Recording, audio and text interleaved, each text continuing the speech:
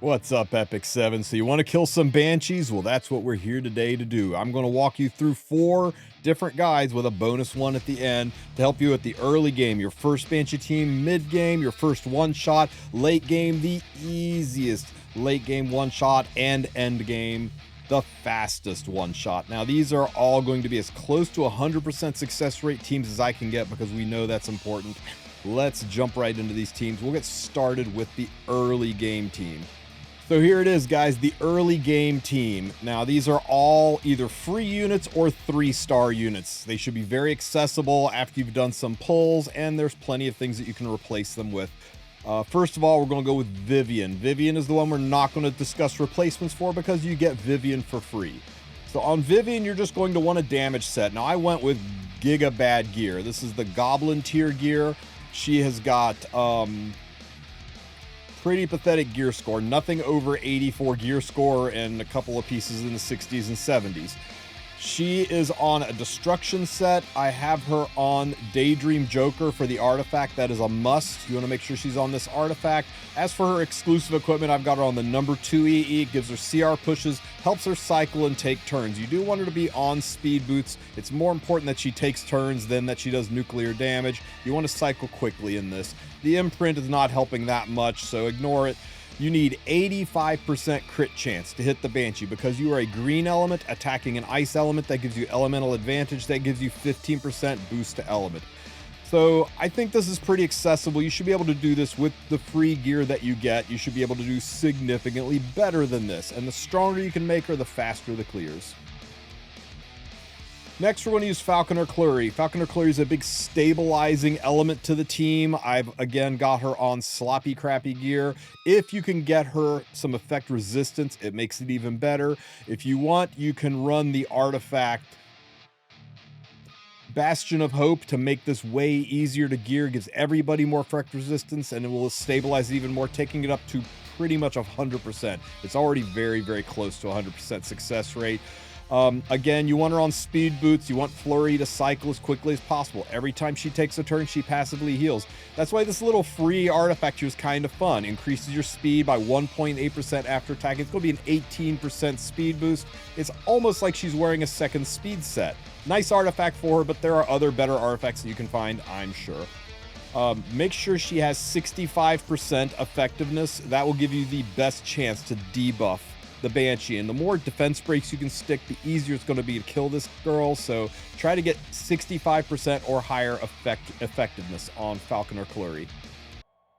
As for Bernard, all you need on Bernard is speed and HP. I mean, this is as low as it gets. He's only got 10k HP. His barriers and healing all scale off his HP, so stack better HP on him and you will have a higher success rate. Mine's on a bunch of ER, and he doesn't even need it. You can run him with no ER and he works just fine. A little bit of ER is helpful, don't get me wrong. It's nice to not have him take poison damage. But what's more important is that he is dropping heals and dropping large barriers. So try to run his HP up. There's only 2 things you need to worry about: HP and speed. Speed main stat boots, you want him to cycle his skills. Ideally get him 10, 15, 20, 40 speed faster. Ideally get him 3, 4, 5, 10k HP healthier. That will stabilize your runs. I'm running him like this just to show you how incredibly stable this team can be, even with stats this low.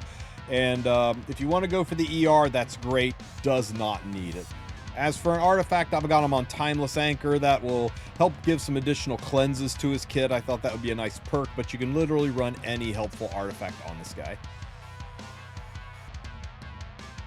And finally is Jekt. Jekt is here just for stability. If you have Jekt on the team, it is 100% success rate. I don't see a possible way this team can fail with Jekt on the team.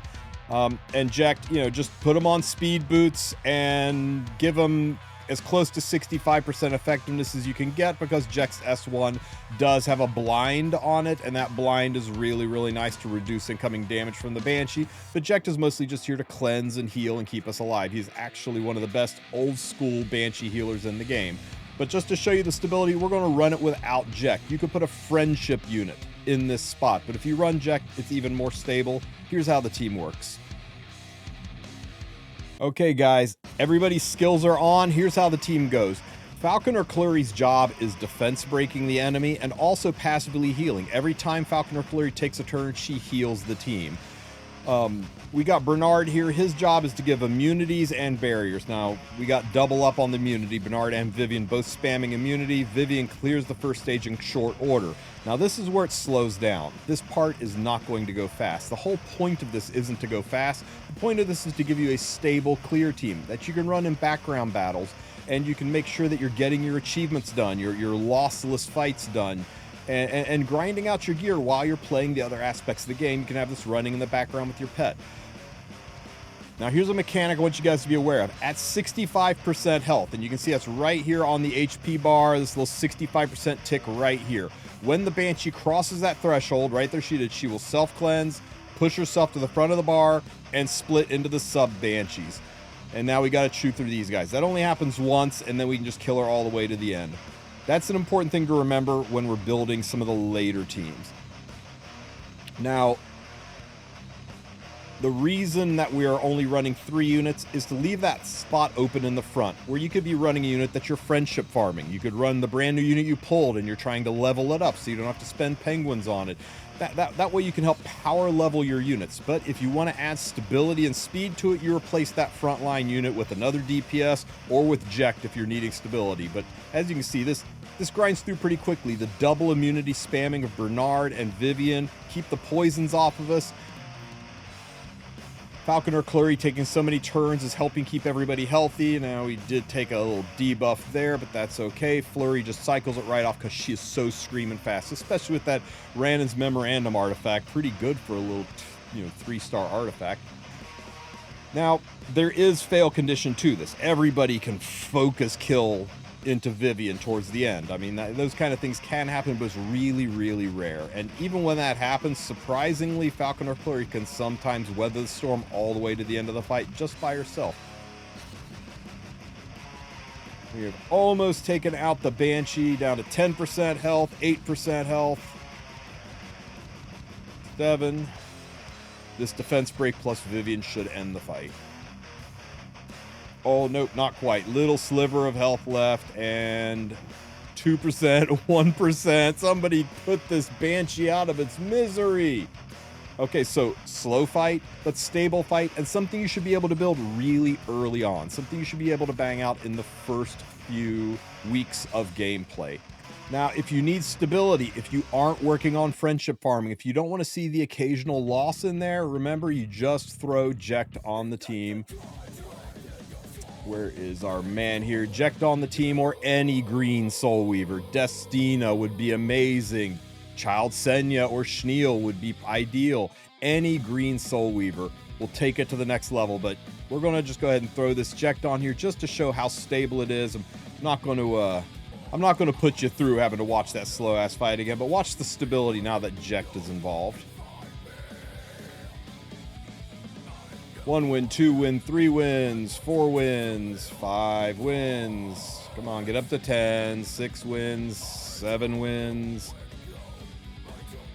8 wins, 9 wins, 10 wins. You get that green Soul Weaver in the front, you go to a 0% fail rate. You've got your stable, new player-friendly Banshee team. Any 2 green Soul Weavers, Flurry, and Vivian as your DPS.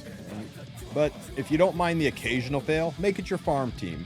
So that's our early game team. Hope you like it. Okay, guys, you ready for your second team? This is going to be your mid-game team. This is going to be your first one-shot team, and this team is a work of art. We're going to call this your first soiree into attack tuning and speed tuning. These are phrases you're going to hear more and more as you progress through the game, and they are important.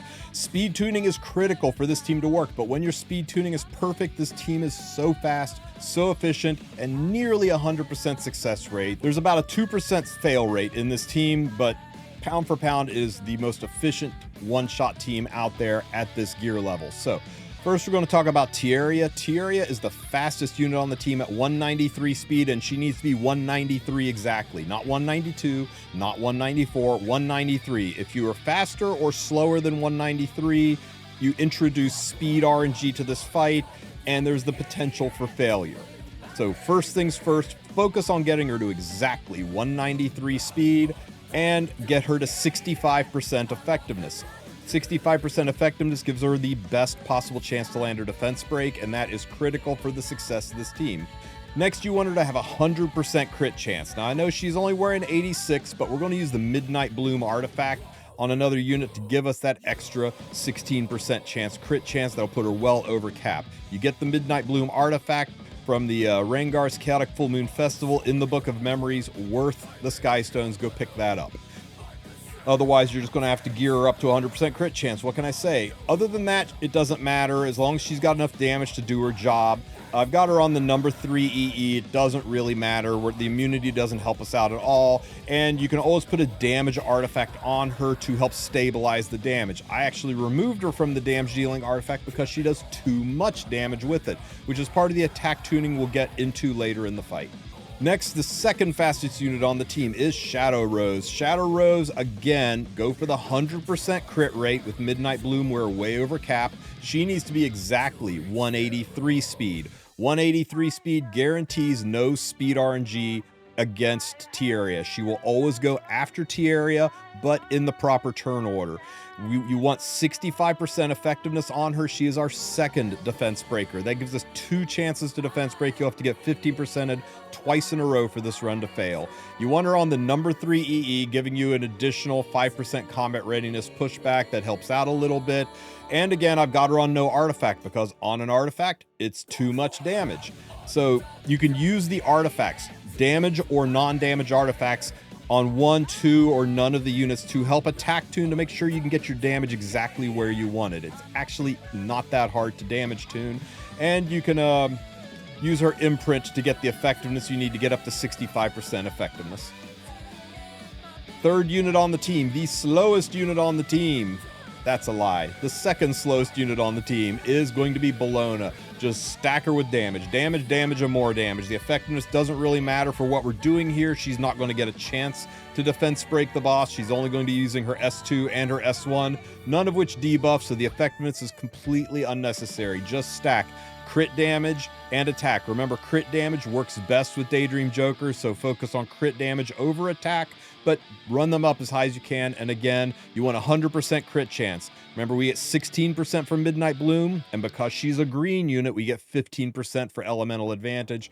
So that gives us 31% boost to our crit, so we are well above our crit cap. 135 speed's where I've got her at. Doesn't really matter what her speed is as long as she's the third unit in line to go. And our final unit is a level 5 Lilka. Now, she'd have to be level 5. Use whatever Lilka you got. I'm just using this to show you that you don't need anything on Lilka. I just put 6 pieces of gear on her just to give her enough bulk that if the Banshee slaps her going into the second phase, it doesn't one-shot her. So make sure she's just got enough health to survive. That's all she needs. She needs no stats. She just needs to be slower than Bologna with enough health to survive being hit. Other than that, she is just there to hold Midnight Bloom and to CR push Bologna at the very end of the round. That's it. Nothing else is needed. No Molagora, no levels, no real gear. Slowest unit on your team, strong enough to take a hit, and she's wearing our crit chance artifact. If you don't need the crit chance artifact, you can put her on attack boosting artifact like Warhorn, but be very, very careful that you don't mess up your attack tuning. You need to make sure you don't over damage the Banshee. Here's how this fight goes. Now, I'm going to slow this fight down. Forgive running through molasses, but I want to show you how this works. So S3 from Tierra does damage. Shadow Rose does her S3, does more damage. CR pushing Bologna up. Bologna does her S3, and this needs to do enough damage to kill everything. If everything doesn't die, go back and work on your attack tuning. Add artifacts. Do whatever it takes to get your damage up there. The Banshee hits. Slapped our Lilka, but because we have gear on Lilka, she survived. We'll tap auto again here. Tierra's going to use her first skill to defense break the boss. If the defense break fails, we have our second defense breaker coming in right behind her. We got the defense break. We also got that defense break, so we got both defense breaks. Now Bologna's going to do her attack. I want you to watch the HP bar. Remember, we can't go below 65% health. If we drop below 65% health, the Banshee will push and the run is bricked. This is what I meant by damage tuning. You want to make sure, pressing auto again, that when Bologna does her attacks, it hurts the Banshee, but we don't quite cross that 65% mark. I could do a little bit more damage, but not a lot more. If you cross that mark, you've got too much damage, go back and attack tune your team. Now our level 5 Lilka is ready to go. Well, she's level 14 now. She's leveled up while we're fighting. And she's going to use her skill to CR push the highest attack unit to the front of the line, and that's going to be our Bologna. Our Bologna gets pushed right back to the front of the line. Now, look at Bologna's focus bar. See how she's got 4 focus from everything she's done? 1 more focus, and she'll spam her extra attack, and that's exactly what happens. She S1s into her extra attack to double Daydream Joker tap. The Banshee can't survive it. She's dead. And there you go. Full auto team. It is so fast and consistent, ladies and gentlemen. We'll show you one at full speed here.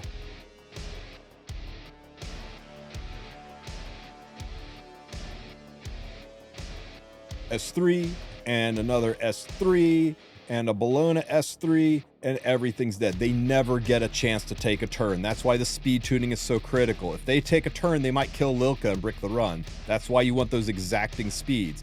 Banshee does its hit. We get our first chance at defense break. If we get 15%, we get a second chance. 2 chances at 15% is a pretty clean, successful run. It's about a 96, 97... No, about 98% win rate. We got a dual attack in there. Adorable. Bologna does her extra attack, and the fight is over.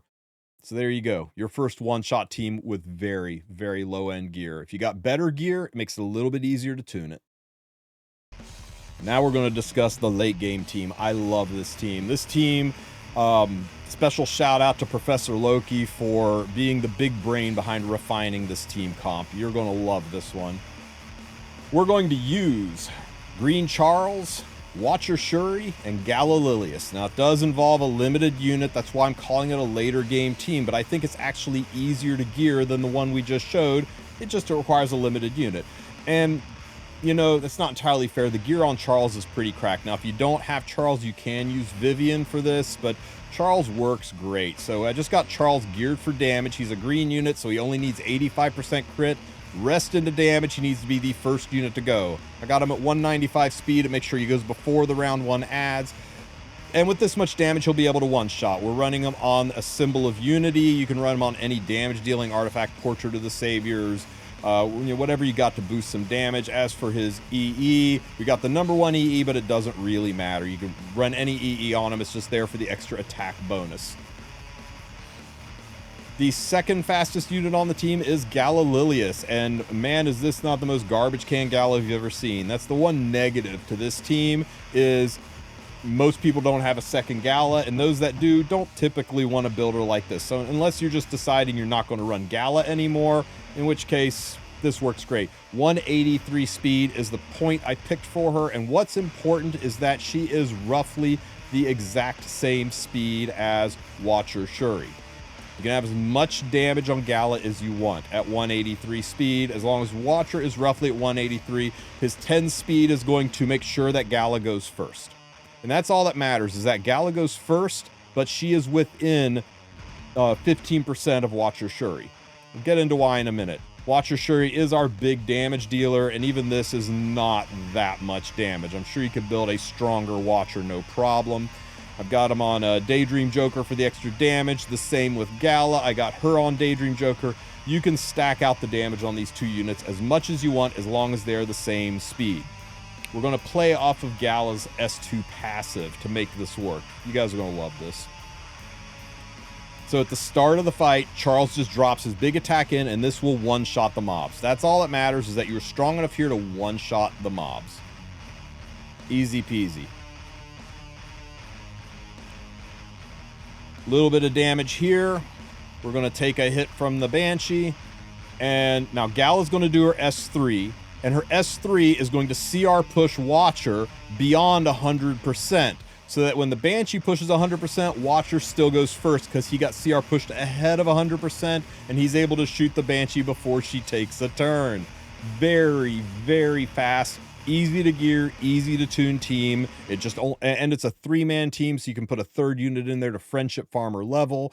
The only negative to this team at all is you have to build a very atypical Gala Lilius, which some people don't have Gala, and those that do, maybe that's not how they want to build her. But if you want a super low gear requirement, 100% success rate. Unlike the prior team, which was about a 98% success rate, this one truly is 100%. So it'll let you 3-man speed farm, one-shot your Banshee while leveling a unit.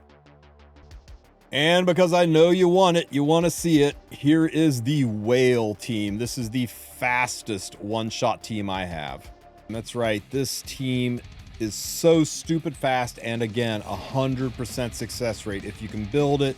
First, we're going to run Pavel. Pavel needs to be the fastest unit on the team. He is probably 40 speed faster than he needs to be, 85% crit chance, and enough damage to one-shot wave 1. I've got him on the Warhorn artifact. It's not necessary, but it does help my strays a little bit. You could put him on a damage-dealing artifact if that helps you with phase 1. I've got him on the number 2 EE. This one is important. This is the one that grants an attack buff to himself and the highest attack unit on the team. This way strays will get an attack buff for free, and we don't need a secondary attack buffer.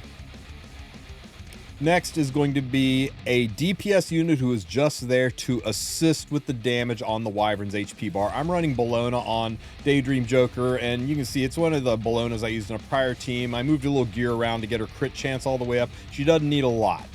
She just needs enough to do a chunk of damage to help strays kill without over damaging the bar. We're going to turn her skills off for this so she can drop a mean S1 hit. EE doesn't matter because we're not using any of her skills. Daydream Joker, best artifact. You can use any nuking green unit. Doesn't even have to be a green unit. You can use any nuking unit that's slower than Pavel, faster than strays, and does enough damage that strays can get the job done without pushing past the 65% threshold.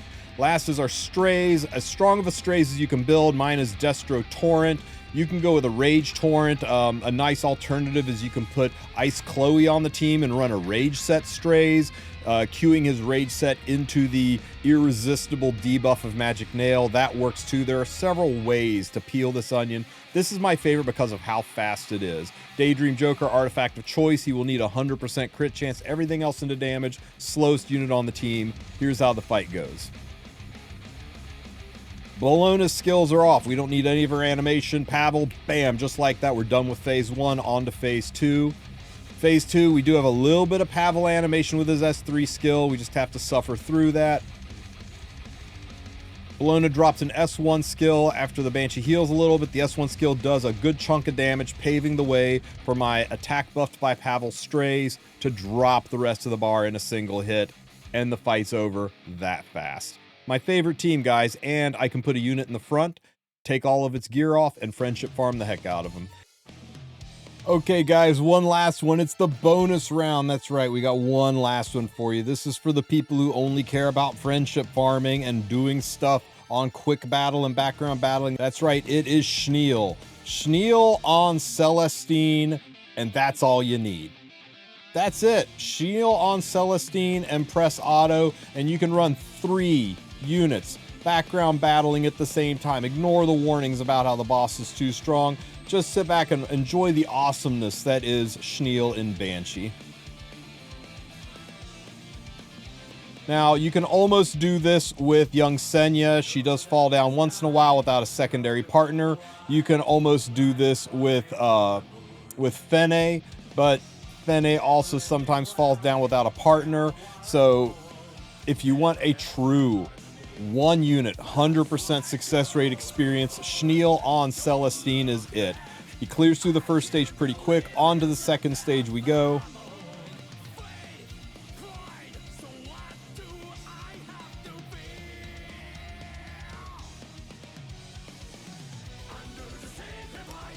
Some good solid hits in. Poison activates Schneel, so he is constantly cycling a skill and doing these fixed damage hits. We're already 25% of the way through the health. There's another poison, activates Schneel again. Non-hecking stop. He can't be stopped, guys. And the Celestine artifact means he never runs out of health. There we go. Now, unfortunately, this hit's going to do actual physical damage, which is going to trigger the Banshee sensor to split. If it was just fixed damage, we could just run this all the way to the end, but we are going to have to deal with the Banshee sisters. Nice hunks of resistances there. Maybe I shouldn't have put 100% effect resistance on him because he's resisting these poison hits. You see, mobs that don't have HPO bars, they don't have any effectiveness. But that's okay. We go through pretty quick. With the Celestine, he will heal himself back up. Take a poison. And we're back on track.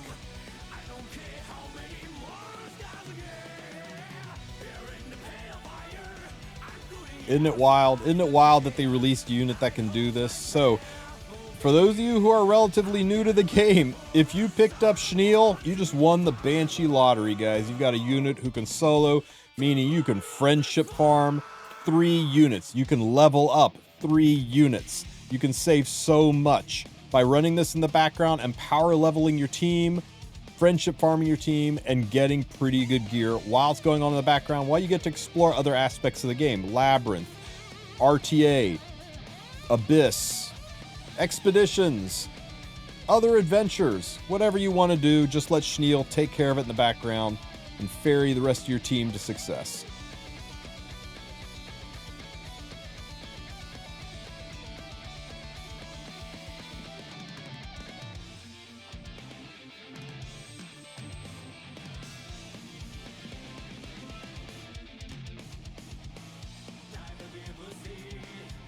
It's not the fastest thing in the world, but you can't deny its efficiency as a way to power level and power friendship level 3 units, especially if you're going to use quick battles. It is a 100% success rate, no fail team. Use it for quick battle. Use it in the background. Enjoy it for leveling and friendship farming your units to get those Molagors, get those achievements banged out. And that's it, guys. There are your 4 teams for early game, mid game, late game, end game, and the bonus round with Schneel, just for funsies. If you have any questions, ask them in the comment section. Don't forget to like and subscribe. And oh, if you have a favorite Banshee team, drop that in the comment section as well, because Banshee, there are so many ways to beat Banshee. They are legion. I just wanted to show you my favorite teams and stick to ones that were at or near 100% success rate. You guys have a great rest of your week. Good luck farming out there. Take care, Epic 7.